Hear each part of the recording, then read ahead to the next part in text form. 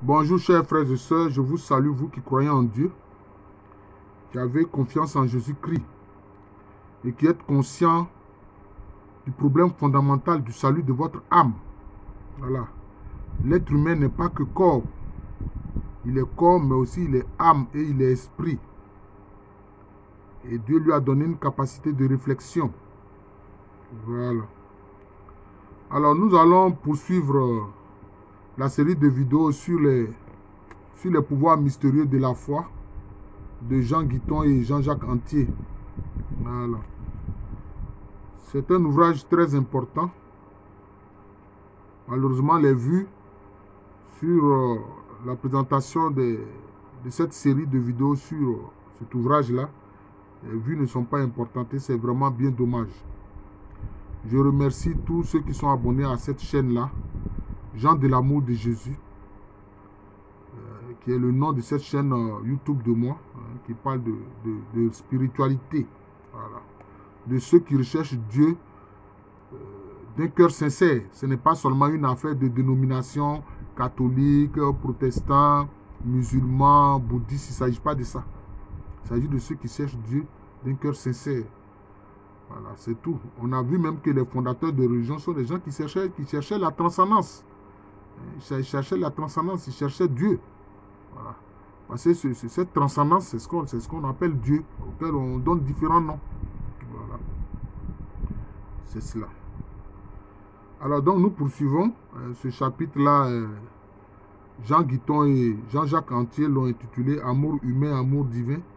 Je pense que là il faut comprendre, c'est la rencontre de l'amour divin avec l'amour humain. Mais c'est Dieu qui fait toujours le premier pas. Ça il faut comprendre ça, c'est Dieu qui fait toujours le premier pas. C'est pour ça que souvent je dis, c'est le plus grand qui vient vers le plus petit. Au plan spirituel, c'est le plus grand qui vient vers le plus petit et non le contraire. C'est le plus grand qui vient vers le plus petit. C'est Dieu qui est venu vers nous avec ses prophètes. Jusqu'à il est venu maintenant à nous par le Messie, le Christ Jésus. Le sauveur et le rédempteur de l'humanité. La parole éternelle de Dieu. C'est de ça qu'il s'agit. L'essentiel, c'est l'amour. Impossible de parler d'extase sans parler de l'amour. Donc celui qui est mystique, bon, le mystique, c'est celui qui cherche les mystères de Dieu. Voilà. Ça n'a rien à voir avec un élément négatif comme certains le croient, ou comme on leur a fait croire. Non. Donc c'est quelqu'un qui cherche, qui a perçu l'existence de la transcendance de Dieu, et donc qui cherche Dieu de tout son cœur, et qui cherche à s'unir à Dieu. Comme l'a dit Saint Paul, à la manière la plus haute et sublimée de deux amants, il est significatif qu'une des plus belles descriptions de l'amour humain, c'est le Cantique des Cantiques. Donc, on dit que c'est un poème éternel attribué au roi Salomon. Rejoignent dans la passion celle qu'expriment les plus grands mystiques quand ils évoquent leur union à Dieu, dans l'extase. Mais c'est une analogie, hein. C'est une analogie parce que moi j'ai lu le livre des Cantiques des Cantiques. Bon. On dit que c'est Salomon qui a écrit ça avec sa relation avec la reine de Saba. Bon. Mais ça y ressemble, ça dit que c'est un amour sincère, même humain, ressemble un peu à l'amour que l'être humain peut porter vers Dieu, hein, qui n'est qu'une réponse à l'amour primordial de Dieu. Voilà. Tant il est vrai que l'élan amoureux qui porte l'un vers l'autre, deux êtres reflètent quelque chose de Dieu. Ces traits sont des traits de feu, une flamme de Yahvé. Bon, donc c'est un peu ça. C'est un peu ce lien-là. Elle déborde largement cet aspect biologique. Elle a aussi un sens. Chez l'homme, la fonction biologique assumée par l'esprit ne peut se réduire au but biologique. Elle révèle une signification spirituelle. Le sexe spiritualisé, ça me plaît bien. Le sexe spiritualisé peut permettre une union plus profonde entre deux consciences, un dépassement de l'égoïsme et à la limite une communion avec le monde, peut-être un monde d'union à la divinité. C'est pour ça qu'en réalité, on dit avoir une relation sexuelle, on dit c'est faire l'amour. Donc en fait, l'amour, c'est un sentiment profond dans la conscience, le fait d'aimer. Donc en fait, l'acte sexuel devrait être la conséquence, en fait, de cet amour-là. Mais on constate que les êtres humains ont dévoyé l'acte sexuel. Ils l'ont perverti. L'acte sexuel n'est pas toujours une conséquence d'un amour sincère qui vient du cœur. On allait jusqu'à la prostitution. Donc vous voyez, c'était dévoyé. C'est de ça qu'il s'agit. Et ça, c'est vraiment malheureux. Ça a été dévoyé. L'amour a été dévoyé. Voilà. Heureusement que l'amour vrai existe encore. Bon, Jean-Jacques Antier écrit qu'il y a dans l'amour un état de vertige, d'extase et de folie incomparable, si ce n'est qu'avec ces états mystiques d'extrême divin sujet de notre méditation. Alors voilà ce que justement à ce propos Thérèse d'Avila écrit. Si grandes étaient les délices que je ressentais, malgré mes résistances, que j'en fus épouvanté. Je me sens engouffré en Dieu. Les plaisirs que j'éprouve ne sont ni tout à fait sensuels, ni tout à fait spirituels. Suavité, délices auxquels rien ne peut se comparer. C'est un dur et savoureux martyre que de mourir à tous les agréments du monde et de jouir en Dieu. Je me sens ivre de cet amour. Voilà ce que Thérèse d'Avila a écrit. Comprendre qui peut. Comprendre qui pourra. C'est ça. Mais est-ce qu'elle peut décrire vraiment avec des mots humains, des phrases humaines, ce qu'elle a ressenti de cet amour en Dieu? C'est difficile. Elle fait l'effort ici de le faire, mais bon, c'est ça. Il est facile de décrire l'amour sexuel selon ses mécanismes. Ah oui, mais c'est ça.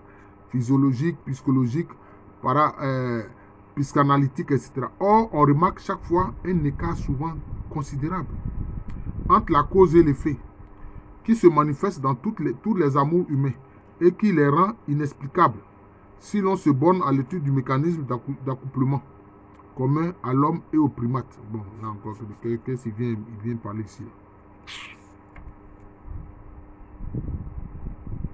L'amour humain serait une flamme de Yahvé. Bon, Salomon voulait sans doute faire entendre que si la sexualité était sublimée par la grâce, purifiée, c'est-à-dire ramenée à sa finalité première, alors elle pourrait faire du corps un organe d'extase pour l'union éternelle avec le mystère divin.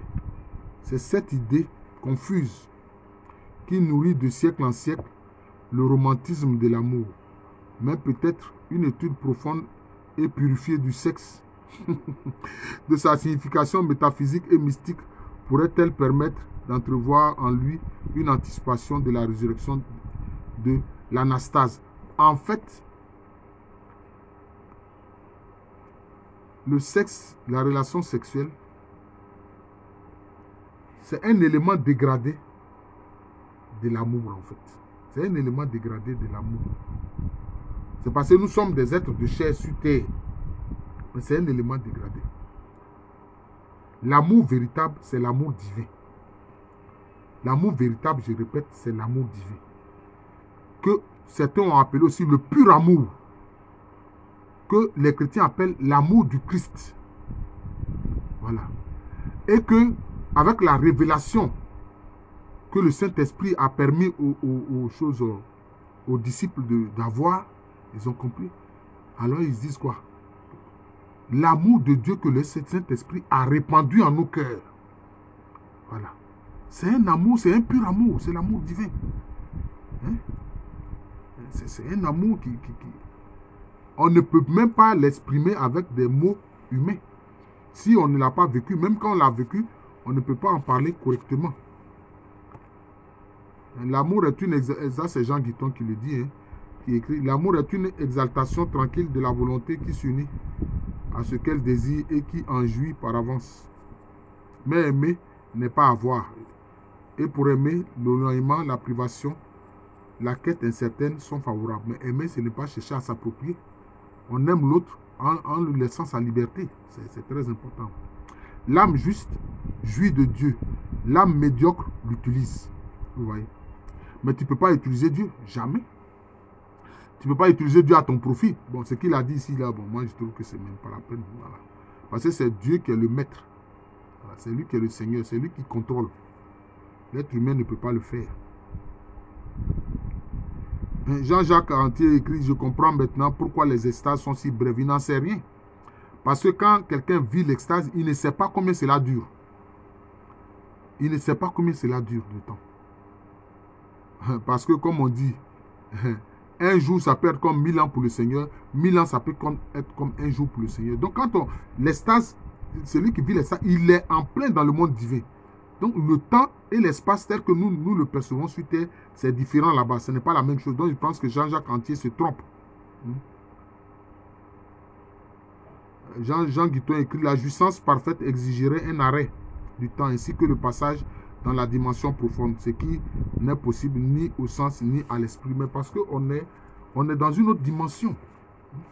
On est dans une autre dimension, c'est une dimension totalement différente.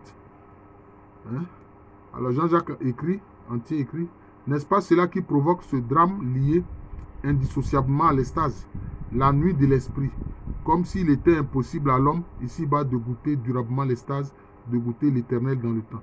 Alors, concernant la nuit de l'esprit ou de l'âme, j'ai fait une vidéo là-dessus.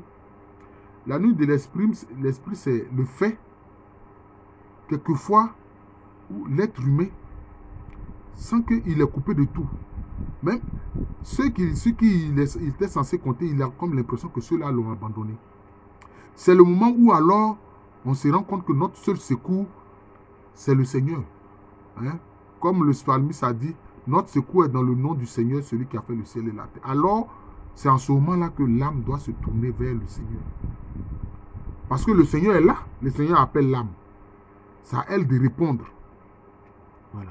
Alors, elle comprend que son existence, son être, c'est le Seigneur. Alors, j'aime bien cette phrase de certains qui disent, ma vie à moi, c'est le Christ. Ma vie à moi, c'est le Christ. C'est ça, ce moment de la nuit de l'âme ou de l'esprit. Celui qui a écrit un ouvrage là-dessus, c'est Denis l'Aéropagiste. Et celui qui en parle aussi surtout, c'est Saint Jean de la Croix. C'est Saint Jean de la Croix qui en parle dans ses écrits, la nuit de l'âme ou la nuit de l'esprit. C'est intéressant. Alors, ce qui faisait dire à Thérèse d'Avila, dans son désir inassouvi d'union totale, je meurs de ne pas mourir. Mais parce que cette plénitude, on est là que quand on quitte la terre, c'est-à-dire que quand on meurt physiquement, c'est ça le problème, on n'y peut rien. Nous sentons et nous éprouvons que nous sommes éternels, a dit Spinoza. Mais comment est-ce qu'on peut sentir cela? C'est le Saint-Esprit qui nous fait sentir qu'il y a comme un grain d'éternité en nous. Voilà. Il y a comme un grain d'éternité en nous. C'est l'âme. Mais cette éternité-là, on la vit comment? Est-ce que tu vas la vivre en Dieu ou bien tu vas la vivre séparée de Dieu? C'est ce qu'on appelle la seconde mort. C'est ce qu'on appelle la seconde mort. C'est celui de tous les arts d'aimer, celui qu'on murmure à voix basse depuis, bon, il cite encore des auteurs, Platon, Ovide, jusqu'à Valérie. Car j'ai vécu de vous attendre. Il s'agit d'obtenir la privation par l'obstacle, le délai. Dans l'amour de l'âme envers son Créateur, envers Dieu, il en va de même. L'existence est conçue comme le retard de la béatitude. Dans le Cantique des Cantiques, la Sulamite dit de bien des manières à l'aimer qui frappe à sa porte dans la nuit. Fuis mon bien-aimé, pars pour revenir, comme si souvenir et désir étaient les deux ailes de l'amour, qu'il soit humain ou divin. Mais y a-t-il deux amours? Non. Finalement, c'est un amour. Voilà. Mais c'est une circulation d'amour. Moi, je dirais que c'est une circulation d'amour entre le Créateur et la créature. Entre le Créateur et l'être humain. Voilà. Jean Guiton écrit, par les chemins de l'amour, puis la mort assurera enfin la plénitude du moi. Elle fera cesser cette mystérieuse absence de Dieu qui, de caché qu'il était, se laissera enfin voir à découvert. Elle retirera cet élan constitué par la matière qui m'empêchait d'être pleinement moi-même et d'être capable de jouir de Dieu. Mais pour pleinement jouir de Dieu, il faut mourir, il faut que le corps physique meure. Voilà. C'est tout, il faut que le corps physique meure. Parce que souvent le corps physique est comme une sorte d'écran. C'est comme une sorte d'écran. Voilà. En ce moment de la mort, ma vie se dédoublera. tout ce qui a été sémé dans le temps continuera d'agir parmi les hommes, et ce qui a été sémé dans l'absolu, les actes d'amour et de sacrifice donnera à mon être nouveau sa taille éternelle. Voilà, mais c'est ça, il faut que le corps meure. Il faut que le cœur meure. C'est pour ça que dit la foi chrétienne catholique? Le jour de la mort d'un saint, c'est sa naissance dans le royaume de Dieu. Je répète, le jour où un saint meurt là, sur terre là, c'est sa naissance dans le royaume des cieux. Mais aussi, le baptême qui s'est fait ici, hein, du baptisé, c'est aussi son entrée dans la famille de Dieu, son entrée dans le royaume de Dieu. Voilà, ça c'est important. Donc, le saint extatique est d'abord un être détaché, mort à lui-même. Agissant dans l'amour, il devient l'amour et plus rien ne s'oppose au mouvement extatique qui transcende sa chair. Il est ensuite un semeur absolu d'éternité. Et c'est pour ça que Dieu, dans sa bonté, quand il saisit l'âme et qu'il lui communique son amour, sa divinité, il va jusqu'à permettre que cela même touche le corps et que le corps ne connaisse pas de corruption, c'est-à-dire le corps ne connaisse pas de putréfaction. Vous voyez? Donc c'est cela. Ou alors, ça va jusqu'à ce qu'on a appelé l'odeur de sainteté, c'est-à-dire son corps physique dégage naturellement un parfum qui vient des cieux, qui n'a rien à voir avec la terre. Dans l'église orthodoxe, c'est un critère de sainteté, hein, l'odeur de sainteté. Voilà. Dans l'église orthodoxe russe, je sais que dans l'église orthodoxe russe, c'est un critère de sainteté. Voilà, c'est cela. C'est pourquoi le mysticisme chrétien va plus loin que l'extase, tel que la concevaient les Égyptiens et les Grecs. Bon, voilà. Possédés par Dieu, transfigurés par son amour, les mystiques n'ont de cesse de révéler cet amour aux autres, de le faire partager, de partager ce feu sur terre, inondé de lumière. Ces fous de Dieu dévoilent la part spirituelle de l'homme. Je n'aime pas ce terme de fou de Dieu. Il faut dire ceux qui sont sages en Dieu. Voilà, ceux qui sont intelligents en Dieu. La présence divine en nous, la transcendance. Voilà, mais c'est cela. Voilà. Donc, c'est ce feu divin-là, cet amour divin, mais aussi qu'il y a une eau vive. Ce n'est pas seulement un feu divin, mais c'est aussi une eau vive que les mystiques, ceux qui ont goûté Dieu, veulent faire partager aux autres, veulent faire permettre aux autres de découvrir. Voilà, c'est important. Alors, très souvent, ils ne sont pas compris. Voilà.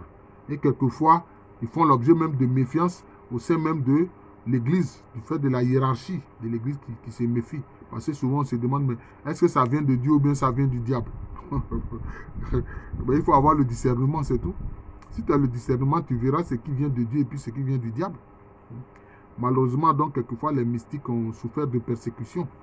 Ça a été le cas de Saint Pio de Pietrelcina, Saint Padre Pio, hein, comme bien d'autres mystiques qui ont vécu cela. Et cela n'a fait qu'augmenter leur souffrance. Voilà. C'est comme quelquefois aussi ceux qui sont l'objet d'apparitions véritables. Quelquefois aussi, bon, on les prend pour des fous, des gens qui racontent n'importe quoi, qui affabulent, alors qu'ils ne font que dire la vérité. Voilà. Donc c'est un peu cela. Alors je vous remercie.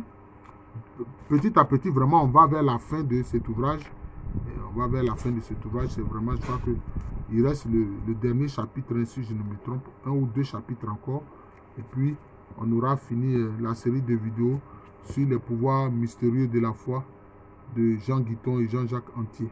Voilà, ici, on parlait de l'amour divin, la rencontre de l'amour divin et de l'amour humain. Bon, moi, je préfère la rencontre de l'amour divin avec l'homme. Voilà, c'est ça qui est juste. La rencontre de l'amour divin avec l'homme. Voilà, je vous remercie. Je suis le frère Jean de l'amour de Jésus. C'est mon nom spirituel. C'est le nom aussi de cette chaîne-là, YouTube. Continuez de partager ces vidéos, de faire connaître cette chaîne YouTube. Voilà, qui donne des enseignements. Voilà, spirituels. Voilà.